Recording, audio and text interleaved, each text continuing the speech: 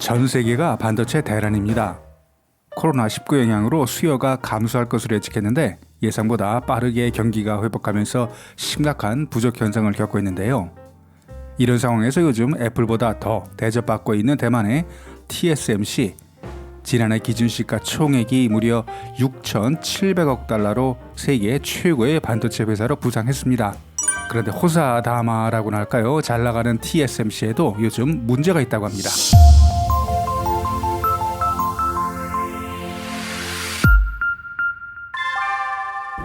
TSMC의 창업자 장중모 전 회장이 얼마 전 삼성전자를 TSMC의 강력한 경쟁 상대라고 말했습니다. 장 회장이 삼성전자를 경쟁 상대로 언급한 건 이번이 처음으로 삼성이 그동안 두려운 경쟁 상대에서 강력한 경쟁 상대로 변했다고 했습니다. 우리 언론들은 삼성과 TSMC의 경쟁 구도 시각으로 뉴스를 생산해내고 있는데 외국 언론들의 평가를 보면 파운드리 부분에서는 삼성이 아직 TSMC에 경쟁할 수준은 못 된다고 냉정하게 평가합니다. 그래도 한번 삐끗하면 바로 후발 기업들이 추적해 오는 게 반도체 분야라 삼성이 TSMC를 절대 못 넘는다고는 누구도 단언할 수는 없을 겁니다. 작년부터 시작된 대감흥으로 대만의 반도체 사업이 어려움을 겪을 수도 있다는 보도가 외신을 통해서 계속 나왔었는데 올해도 가뭄이 계속되면서 TSMC 등 대만 반도체 기업들의 어려움이 더욱 가중될 걸로 언론들은 보도하고 있습니다. 특히 TSMC하고 액정 디스플레이 제조업체들이 다수가 몰려있는 타이중 지역은 인근 쥐어댐 두 곳의 저수율이 5% 수준으로 물 부족 사태가 심각하다고 합니다. 기업들이 자구책으로 급수차를 동원해서 저수율이 비교적 높은 다른 지역 댐에서 공장까지 물을 운반해서 사용하는 긴급 상황이라고 합니다. 그러나 급수차 한 대에 20톤밖에 운송하지 못해서 하루 15만 톤 이상의 물을 필요하는 TSMC 입장에서는 근본적인 문제 해결 방안이 아니라고 합니다. 그래서 1회에 사용한 물을 다시 이용하는 재생수 사용도 적극 검토하고 있다고 합니다. 일각에서는 5월, 6월에 장마가 오기 때문에 가뭄은 자연 해소될 거라는 낙관론도 있지만 지난해와 같은 가뭄이 든다면 현 시장 상황에 더욱 악영향을 주게 되는데요. TSMC는 작년 5,690만 톤의 물을 사용했고 또 다른 대만 기업인 UMC는 1,883만 톤을 사용했습니다.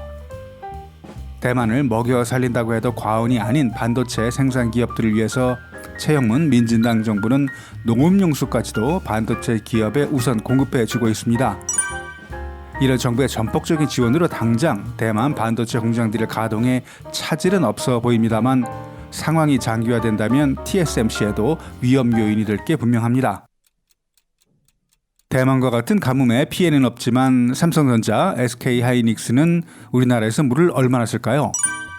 반도체 생산량이 많아서 그런지 지난해 삼성전자의 취수량은 1억 3,345만 톤으로 TSMC의 3배나 됩니다.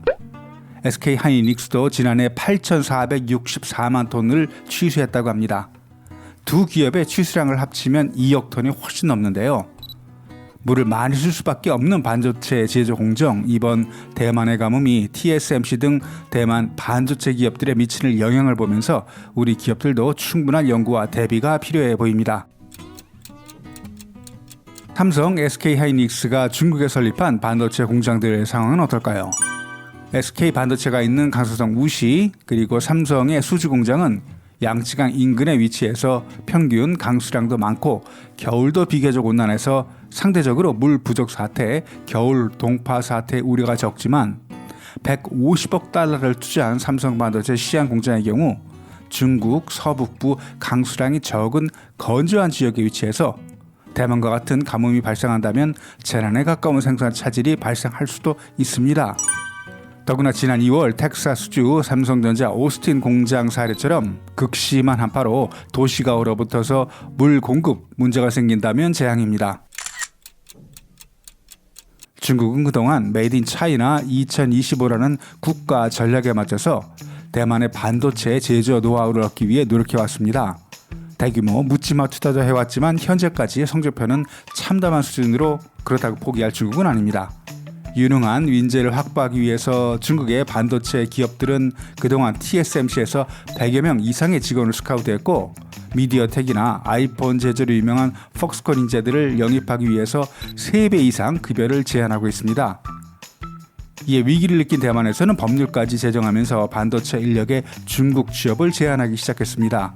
대만 노동부는 4월 28일 대만 최대 구인 구직 포털인 104 잡뱅크에 대륙 기업의 구인 정보 및 광고를 게재하지 말도록 지시했고 위반 시 최대 500만 대만 달러의 벌금을 부과할 것이라고 경고했습니다. 규정에 따르면 대만 내 불법 구인 광고는 10만에서 50만 대만 달러, 구인 중개 행위는 5만에서 500만 대만 달러의 벌금을 물게 됩니다. 그런데 대만이 법률까지 제정하면서 국외 취업을 제한한다면 중국 기업들은 부족한 인력을 충원할 지역으로 지금도 인력 유출로 시끄러운 우리나라 반도체 인력에 집중할 건 충분히 예상 가능한 시나리오가 되는데요. 우리 기업들뿐만 아니라 정부도 대만의 사례를 잘 분석 대응했으면 합니다. 다른 반도체 기업들과는 달리 TSMC는 그동안 대륙에 공장을 두지 않았습니다. 중국과 이렇게 일정 거리를 유지해 왔던 TSMC이지만 미국에 대한 투자는 계속 확대하고 있는데요.